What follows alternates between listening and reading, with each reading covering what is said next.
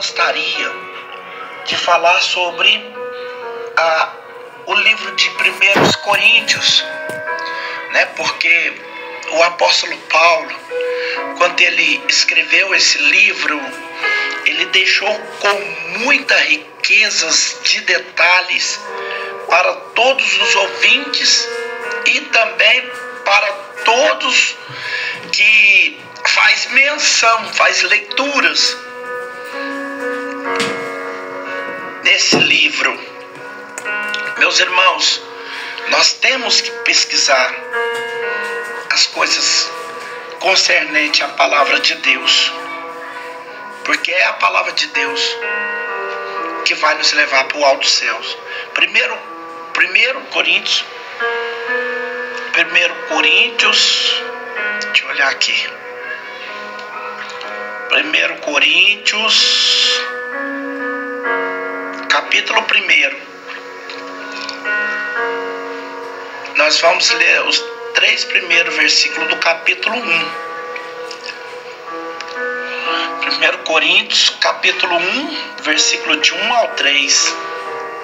Paulo, chamado pela vontade de Deus para ser apóstolo de Jesus Cristo, irmão Sóstenes, a igreja de Deus que está em Coríntios, e santificado em Cristo Jesus, chamado para ser santo, a todos que em todos os lugares, Senhor deles e nosso,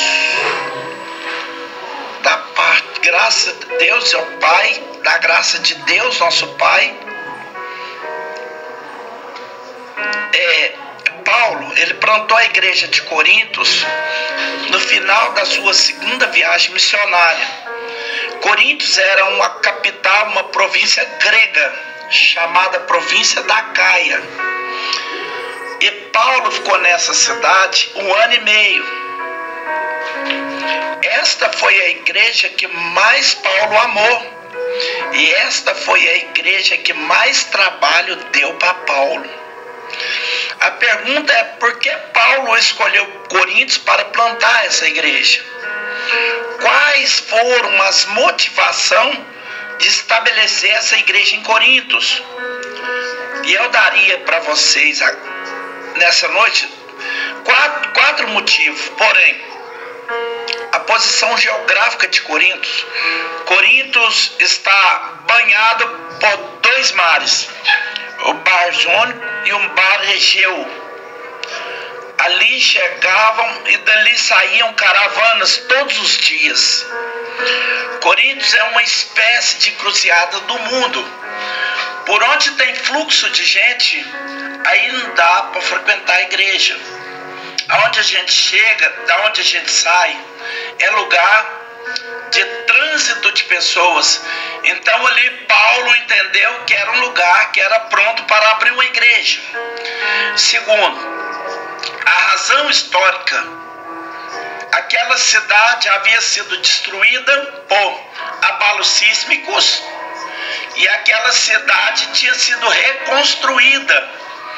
Você aprende na psicologia da religião que se você tem que plantar uma igreja, em 2 situações, por exemplo, a primeira situação, a cidade antiga, onde as pessoas estariam ali muitos anos, onde os ricos e as raízes são profundas.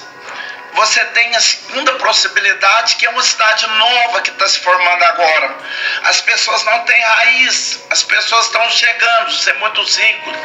Pergunto vocês, humanamente falando, qual seria a cidade com a maior probabilidade de crescimento? A primeira ou a segunda? A resposta óbvia é a segunda. Mas tem tantos compromissos de tradição familiar e tradição religiosa. Então Paulo aproveita o fato de que Coríntios era a cidade que estava florescendo, estava sendo reconstruída, gente nova chegando, e ele viu que ali era um lugar para colocar a igreja. Terceiro motivo é o motivo moral. Meus irmãos, Coríntios era uma cidade mais corrompida do mundo. E você vai em Coríntios ainda hoje, você vai ver uma grande montanha, uma grande pedra, uma grande rocha. E ali em cima ficava o templo de Afrodite, onde havia mais de 1000 prostitutas cotuais. E essas prostitutas cotuais desciam para baixo à noite, e a cidade era profundamente enxertada pela imoralidade, pela corrupção, pela decadência moral, pela depravação sexual. Não só na prostituição, mas também nas relações chamadas hoje homofetiva.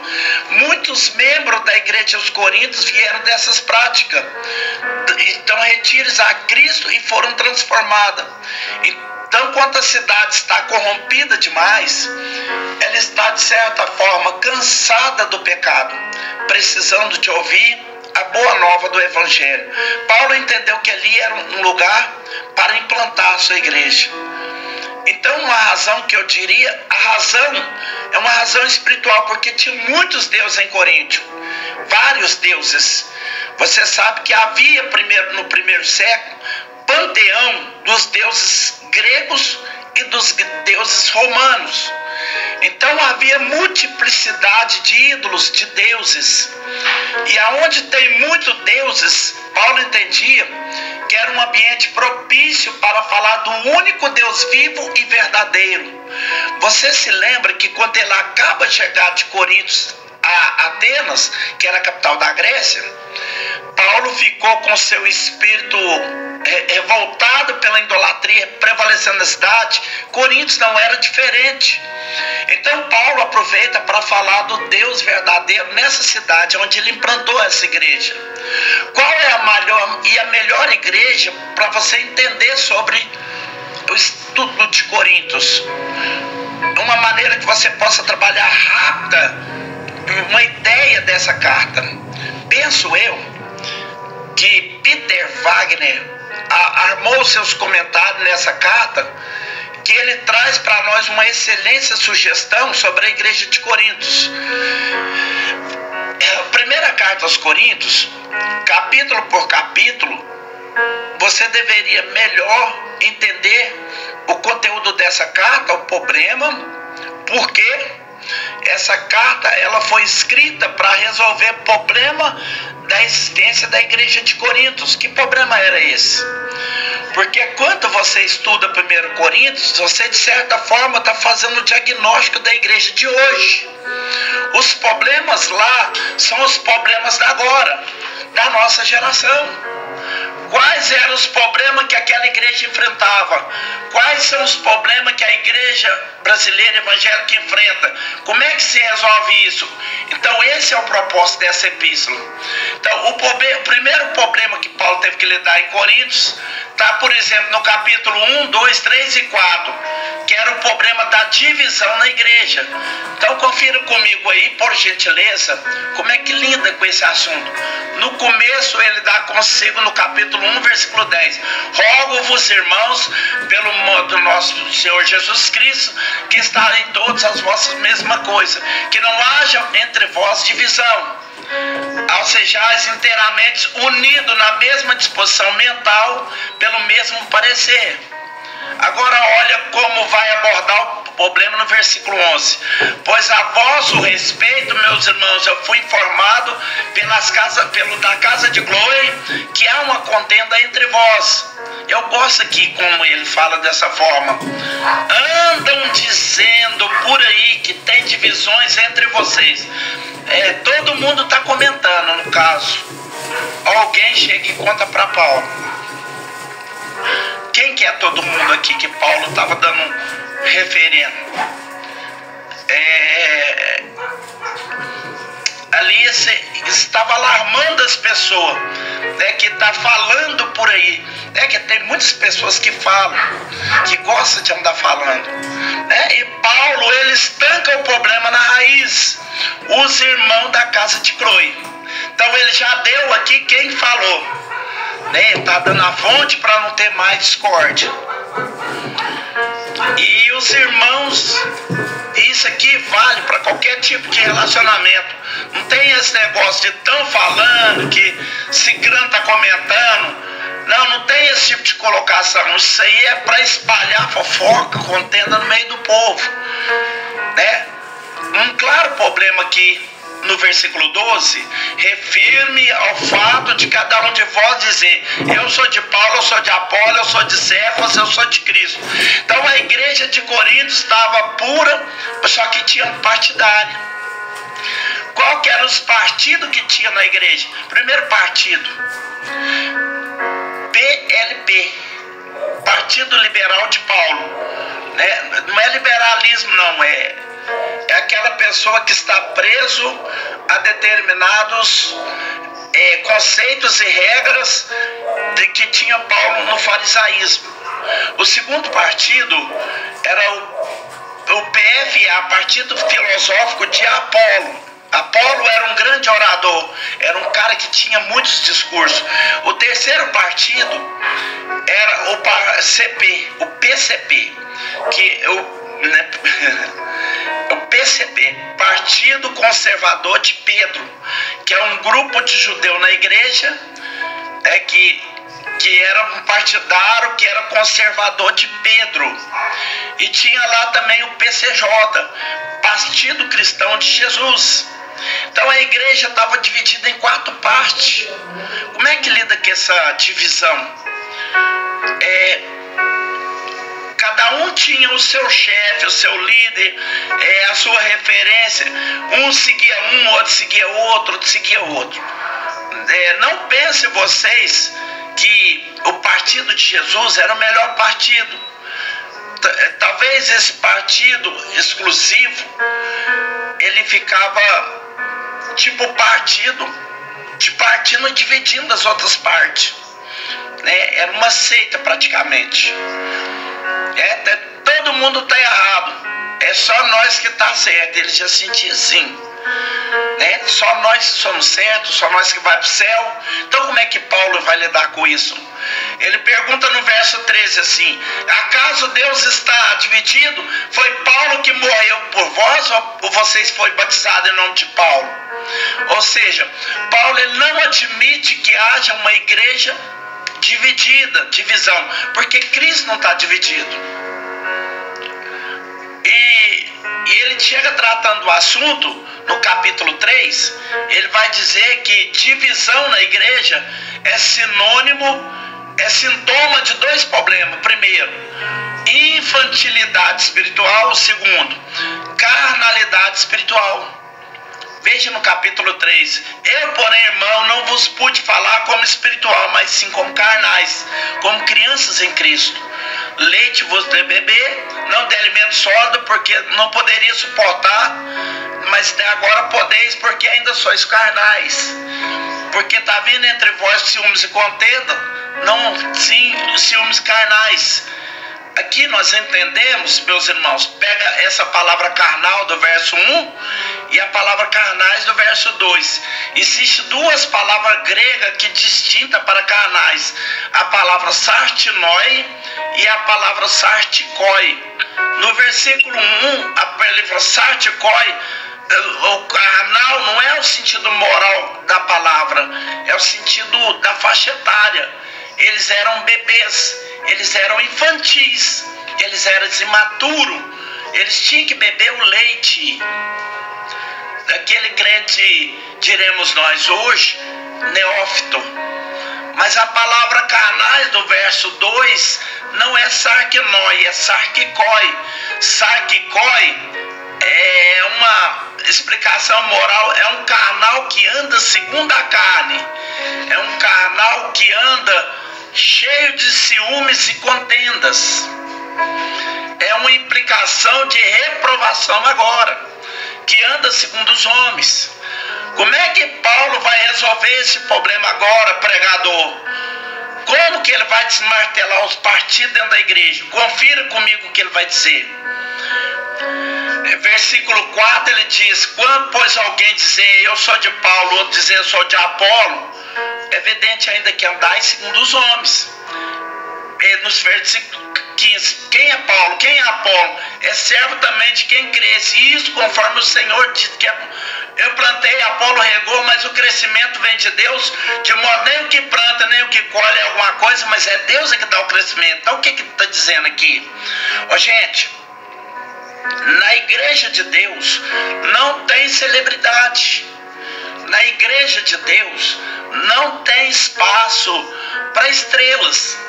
Na igreja de Deus não tem lugar para que alguém diga: eu que sou o cara, e agora vem todo mundo para debaixo do meu guarda-chuva. O que ele está dizendo é o seguinte: quem é Paulo? Quem é Apolo? Tira os olhos de Paulo, tira os olhos de Apolo, tira os olhos de Pedro. Eu plantei, Apolo regou, mas o crescimento vem é de Deus. Eu e Apolo, nós não estamos competindo. Não, essa competição é entre vocês, nós estamos cooperando. Eu planto, o Apolo rega. Nem o que planta, nem o que rega é coisa nenhuma. É Deus que dá o crescimento. A igreja não está reunida em torno de um líder. A igreja não está reunida em torno de um ícone. Ela não está reunida no torno de uma figura humana. Ela está trabalhando para que só o nome de Jesus seja glorificado. Eu plantei, o Apolo regou, mas o crescimento vem de Deus. Nem o que planta, nem o que colhe, é coisa nenhuma. Mas o crescimento ele vem de Deus. E ele vai dar o golpe final contra a questão dos grupos, no capítulo 4 e no versículo 1. Olha o que ele fala. Assim, pois, importa que os homens os considerem como ministros de Cristo e dispenseiros dos mistérios de Deus. Versículo 2. Ora, além disso, o que requer dos dispenseiros é que cada um deles seja encontrado fiel. Então vamos olhar aqui. O que importa, nós os líderes, Paulo, Apolo, Pedro, o que importa é que os homens considerem como ministro de Cristo. E a palavra ministro é muito curiosa, porque não é uma palavra pomposa na língua portuguesa. Se você falar ministro no contexto político de quem você está falando, é claro que é do primeiro escalão do governo. Se você falar do ministro no contexto eclesiástico da igreja, de quem você está falando? Do pastor, presidente da igreja, que está na liderança. Mas a palavra ministra aqui não tem nada a ver com isso. A palavra ministra aqui é uma palavra muito curiosa no grego, porque haveria 3 palavras para servo no grego. A palavra diáconos, aquele que serve. A palavra duos, que é a palavra para escravo. E a palavra ripereta. Ripereta é menor do que diácono, é menor do que escravo. Ripereta era o escravo condenado à morte, que deveria trabalhar até morrer. Eram os remadores da galés, dos navios, lá dos porões, com os pés acorrentados, que tinha que remar, estava condenado à morte. Não vou matar você não, você tem um serviço a fazer antes de morrer. Esse é o ripereta. E a palavra que Paulo usa para ministro aqui não é diáconos, não é dulos, é riperetas. Ou seja, o que Paulo está ensinando, baixa a bola, porque na igreja de Deus só tem um que deve receber toda a honra, toda a glória e todo louvor, e este é o Senhor Jesus Cristo. Então não há espaço para divisão na igreja de Deus. O segundo problema que Paulo aborda aqui nessa carta é o problema da imoralidade na igreja e da necessidade da disciplina na igreja, do capítulo 5, olha comigo. E já no versículo 1 ele diz assim: geralmente se ouve que há entre vós imoralidade tal como mim mesmo entre os gentios. Pessoas que possuíam a mulher de seu próprio pai. É o que estava acontecendo na igreja. Um rapaz tinha relação sexual com a mulher de seu pai. E não é com a sua mãe, com a sua madrasta. Paulo está dizendo que mesmo Corinto sendo uma cidade tão corrompida moralmente, nem lá fora esse pecado acontece. E aconteceu dentro da igreja. O problema maior não é o fato do pecado ter acontecido dentro da igreja, ou entre os membros da igreja, melhor dizer. O problema maior é como a igreja reagia a isso. Então vamos ver como a igreja reagia. Versículo 2: e contudo andais vós ensoberbecido, e não chegasse a lamentar, porque fosse gerado vosso meio. Sabe como é que a igreja reagiu? Nós somos uma igreja inclusiva, aqui vale tudo. Venha como você está e permaneça como você quiser, ninguém vai mexer com você. Nós somos uma igreja moderna, nós somos uma igreja liberal, nós somos uma igreja que aqui vale tudo, que ninguém é proibido de nada, que cada um faz as suas escolhas, que cada um decide o que é melhor para si. Aqui nós não toleramos a palavra pecado. E eu sei que essas coisas talvez não aconteçam no dia de hoje, talvez não aconteçam. Então Paulo vai mostrar 3 coisas necessárias. A primeira, a necessidade de se chorar pelo pecado, se lamentar pelo pecado. Pecado não é para você ficar vaidoso, porque a igreja é maravilhosa, porque a igreja todo mundo pode fazer e ninguém vai mexer com você. Que igreja mais boa que nós somos. Aqui você tem liberdade de ser você, sem nenhuma reprimenda, sem nenhuma advertência, sem nenhuma exortação. Em vez de chorar, ele se orgulhava disso. Onde o pecado acontece, tem que ser motivo de choro, meus irmãos, de lamento e não de orgulho. Esse negócio de se orgulhar no pecado, é o diabo que se orgulha no pecado, a igreja não. Segundo, Paulo mostra a necessidade de se julgar o pecado e disciplinar o pecador.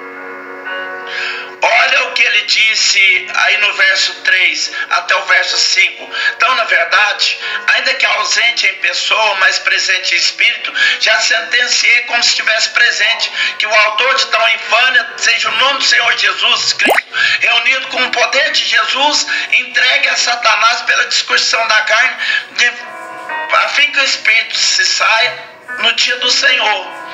Às vezes, dentro do nosso sistema, que é a igreja do Senhor Jesus Cristo, que muitas pessoas agem dessa forma e elas são disciplinadas,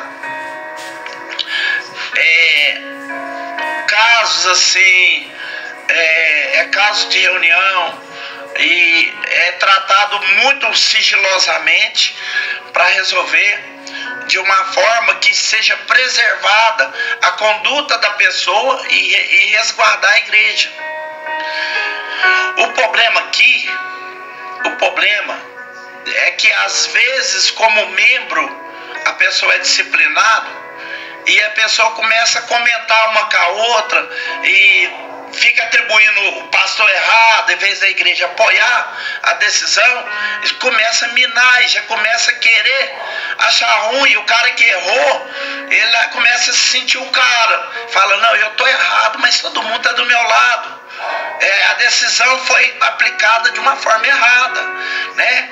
E a pessoa fica ali na decisão da disciplina, que a igreja toda tem que entender que essa disciplina não foi aplicada pelo pastor, foi o próprio Deus que deu sabedoria para reagir.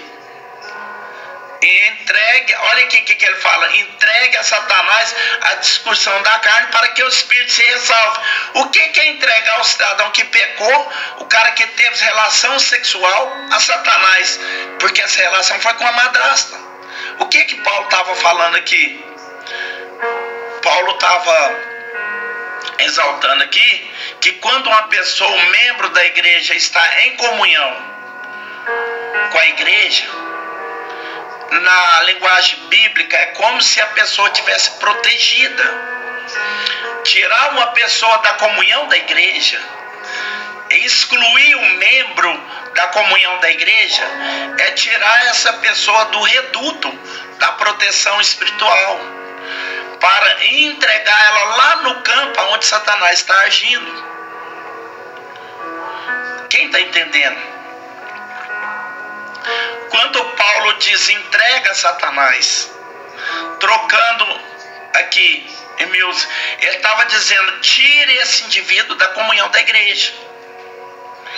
Ou seja, se você tem 10 maçãs boas e uma maçã podre, As 10 maçãs boas não vai consertar a podre, mas a podre vai contaminar as 10 boas.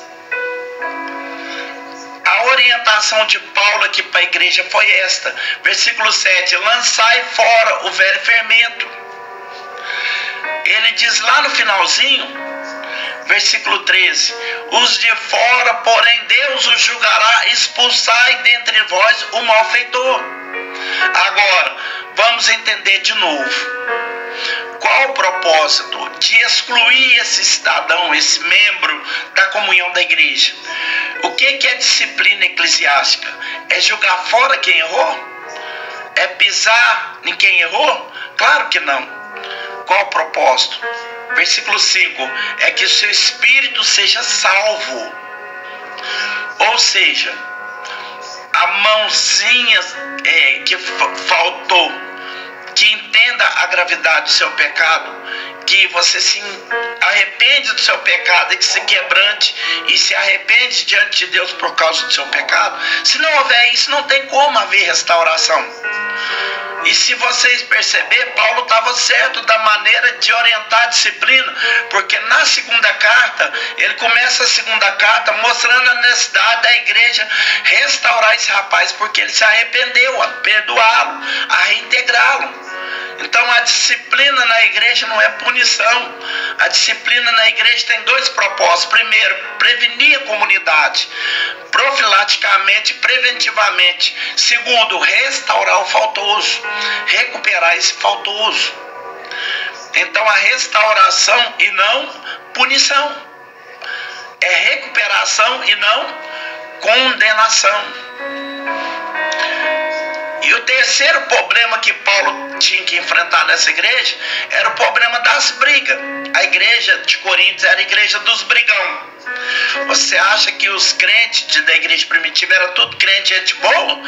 Era problema de briga. A igreja ainda não foi glorificada. No nosso meio nós também temos os brigões. A igreja triunfante ainda não é uma igreja transformada, corpo corruptível. Veja aí capítulo 6, versículo 1. Aventura se algum de vós, tendo questão contra outra, em submeter o juiz perante o injusto, não perante o santo. Qual o problema? Os crentes começaram a travar no tapa. Começou a brigar. E estava havendo contenda, brigando de bate-boca e de garra, cabelo e tudo.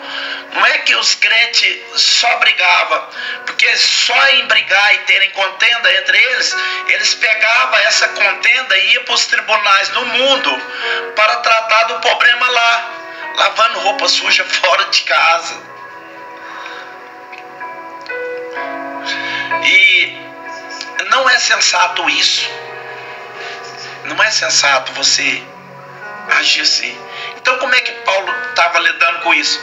Paulo diz para a igreja: vocês não deveriam trazer os problemas internos, domésticos, abrir as entranhas dos problemas da igreja lá nos tribunais do mundo.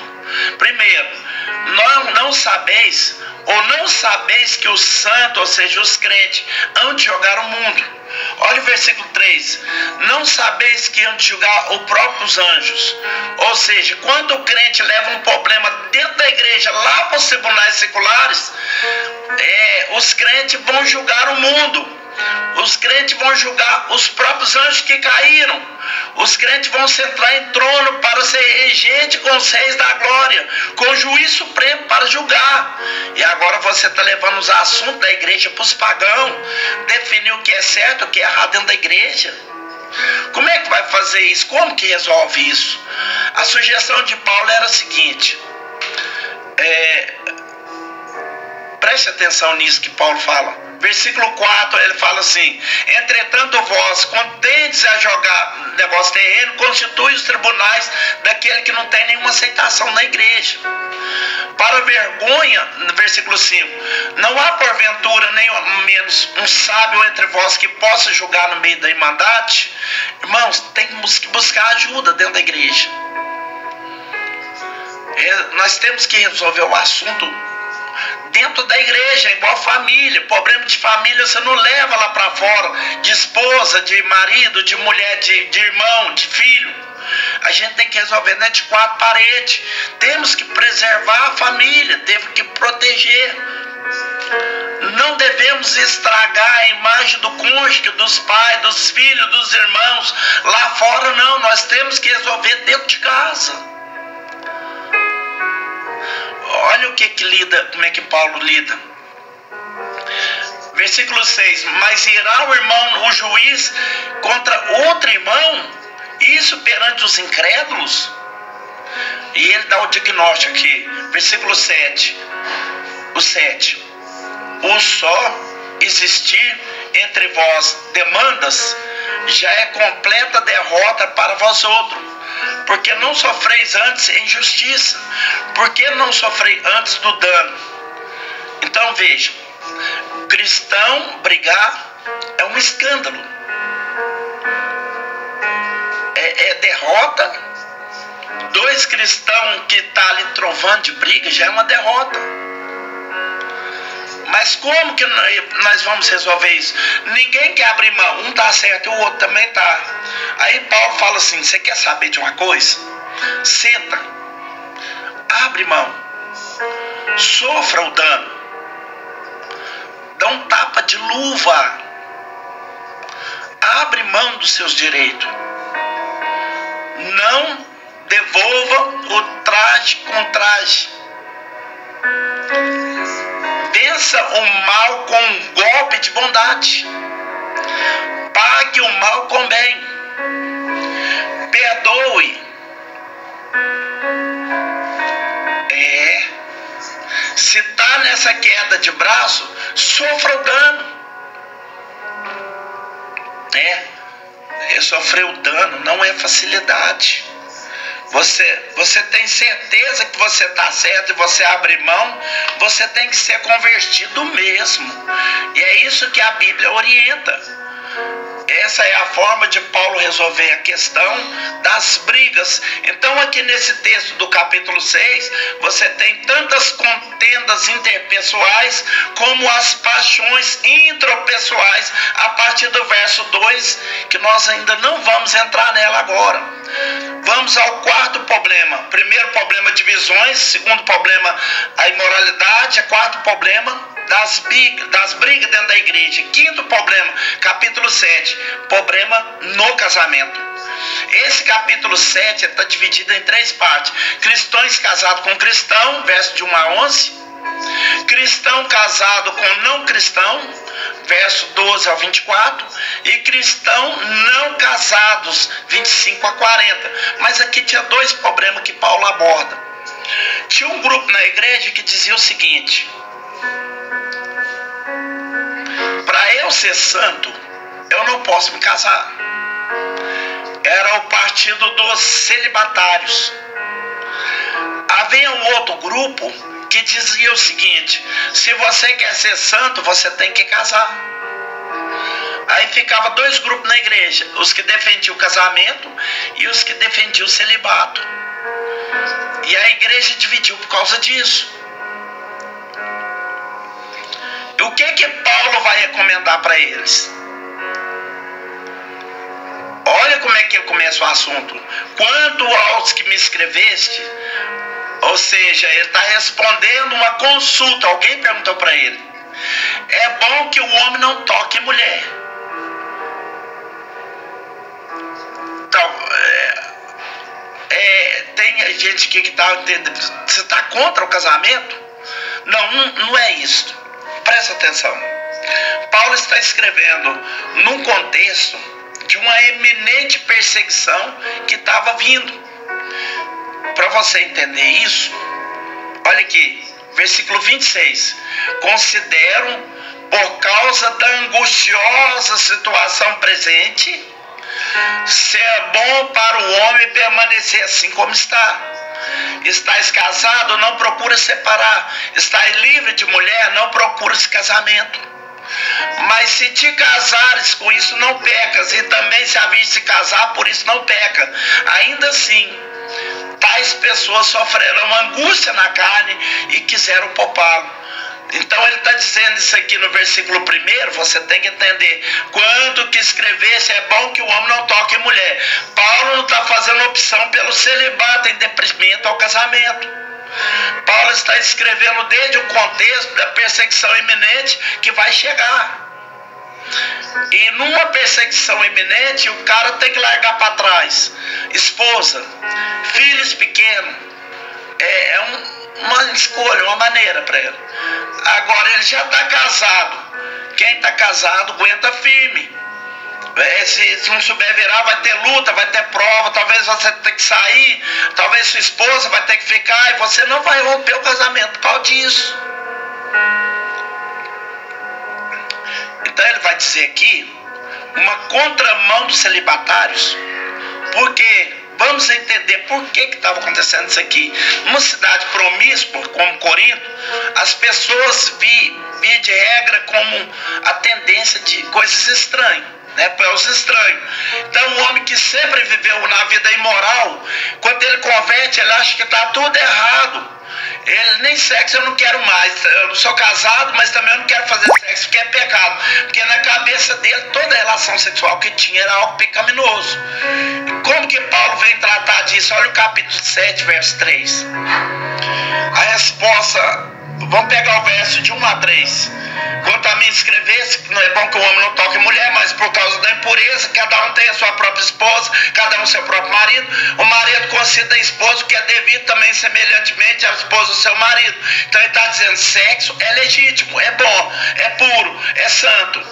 O sexo antes do casamento é pecado, fora do casamento é pecado, mas no casamento é a ordenança divina. Todos dois, uma só carne. Então, não pode existir no casamento essa ideia de que eu vou me abster do sexo porque eu quero ser santo. Você pode ser santo não se abstendo do sexo. Para você ser santo, você não pode abster do sexo se você é casado. Versículo 4. A mulher não tem poder sobre o seu próprio corpo, nem o seu marido também semelhantemente. Nem o marido tem o poder do seu próprio corpo sem mulher. Outra questão, não faça vantagem sexual no casamento. Não faça do sexo uma arma, porque a vítima pode ser você. Terceiro, olha o versículo 5. Não vos priveis um do outro, salvo por consentimento mútuo, a oração, quando não, na hora de se juntais, para que Satanás não se junteis. Sexo fora do casamento é pecado, e no casamento não é pecado, mas fora do casamento ou antes do casamento é pecado. Agora, dentro do casamento não é.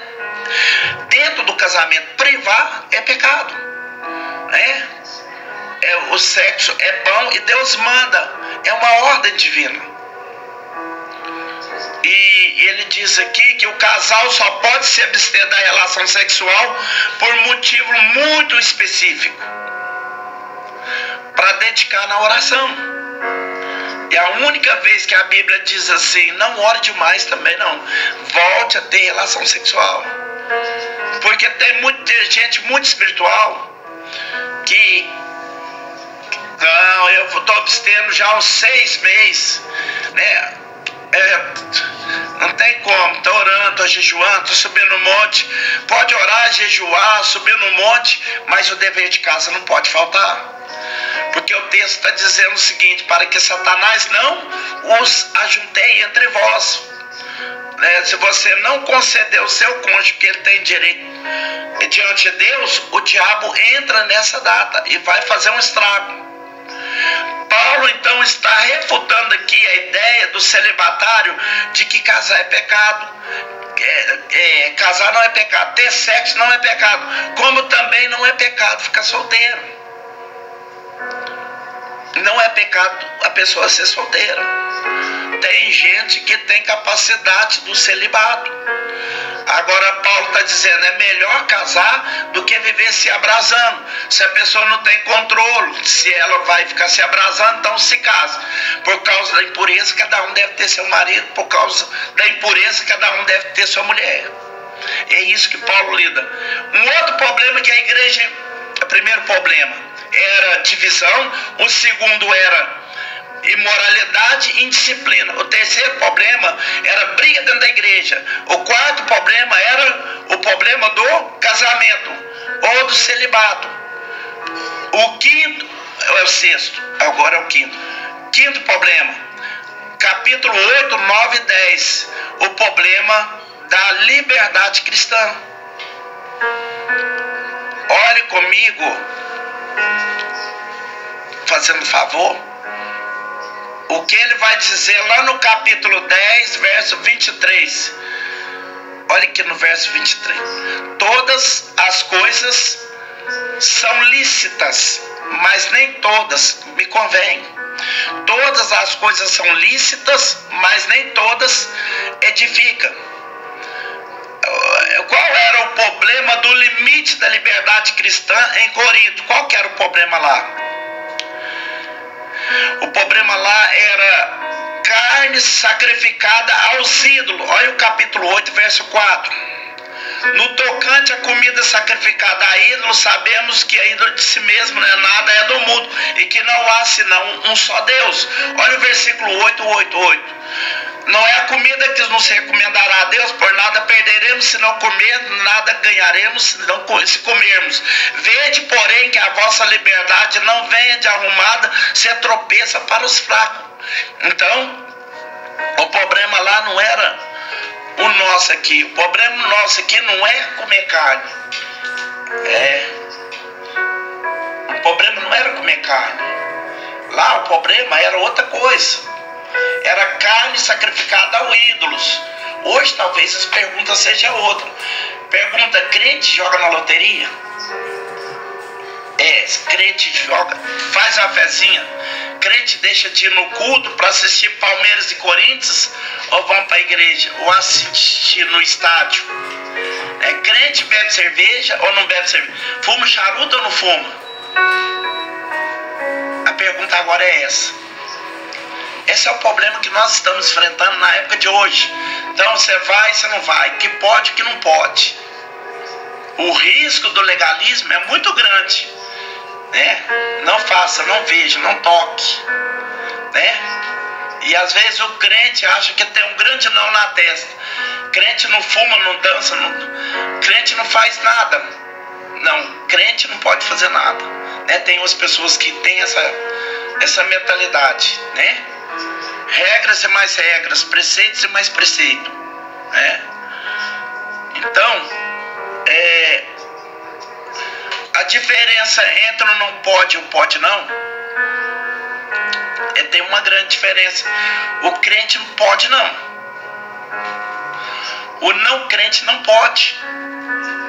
Se perguntar quem é viciado em cigarro, que fuma 2 maços de cigarro por dia, ele não para de fumar porque ele não pode parar de fumar, porque ele é escravo do cigarro. Você pega a pessoa que é alcoolista, ele tem síndrome de abstinência. Se não beber, ele começa a tremer todinho. Ele não pode parar de beber porque ele é escravo da bebida. Você pega uma pessoa viciada em maconha, em cocaína, ele não pode parar porque ele é escravo, ele é viciado. O crente pode beber? Pode, mas ele pode não beber. Ele pode fumar? Pode, mas ele não pode não fumar. Você pode popelar de cocaína? Pode cheirar, mas ele pode não cheirar. Ele é livre, né? Ele não é escravo, ele é livre, né? Agora, no que tange a nossa liberdade, até onde vai? Como não cometem coisas sacrificadas a ídolos? Como não come a acarajé, por exemplo, da Bahia, né? Sem querer danificar os baianos, mas come ou não come? É uma pergunta que que Paulo estava fazendo. Quanto é que um problema se torna um problema imoral, quanto ele é moral, quanto ele é amoral? Depende. O que é imoral sempre foi moral, sempre foi imoral e vai ser imoral. A sociedade muda, mas a Bíblia não. A Bíblia não muda. O que for certo é certo porque a Bíblia não muda.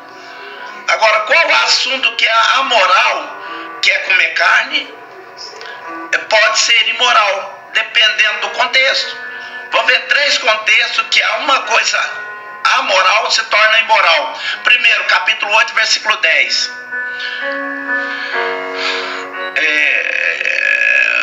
Vede, porém, que essa vossa liberdade não vem de algum modo ser tropeço para o fraco, no 9. Porque se alguém te vê a ti, que é dotado de saber, à mesa em templo de ídolo, não será consciência do que é fraco, induzindo a participar das comidas sacrificadas a ídolos. Então imagina o seguinte, aqui está a Afrodite, lá tinha sacrifício todo dia. Aí uma pessoa que é pagão convida um cara que é cristão. Você não quer ir comigo lá participar da nossa festa? Às vezes 2 amigos. As comidas lá são sacrificadas aos nossos ídolos, são comida sagrada, né?